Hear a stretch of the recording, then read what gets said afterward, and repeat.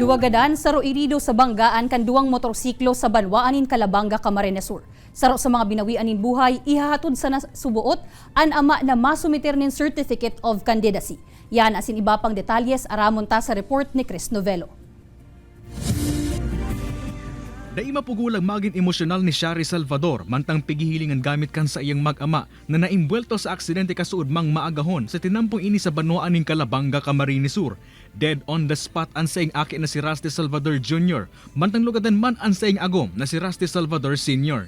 Day ka nga mabigla. Yaw nga sa BMC, day ko man po nga ni aram na gadan si aki ko. Nayaw na ako naman sa BMC.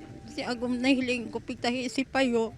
Naamay kay asubotan sa iyang aki na ihatod-an sa iyang agom na masumiter ko ta na ning Certificate of Candidacy. Alagad na ka head-end collision ka ini. Ang sarong motorsiklo na kinakansubotan linya na binabagtas kan mga biktima. Sa kusog kan impact, binawian man nin buhay ang 30 anyos na rider. Sa inisyal na investigasyon kan mga otoridad, marikasubutan padalagan kan rider na subuot na kainom pa. Bako subot ini ang enot na insidente na may nangyaring vehicular accident sa lugar kaya pangaponan kan mga otoridad na maging malikay asin magluway-luway sana sa pagmamaneho. Kung nakainom na, huwag na pong sumakay ng motor. Pangalawa, dapat kung sasakay ka, kumpleto po tayo ng mga gear equipment, helmet, kasi ayon sa nakasaksi yung ating isang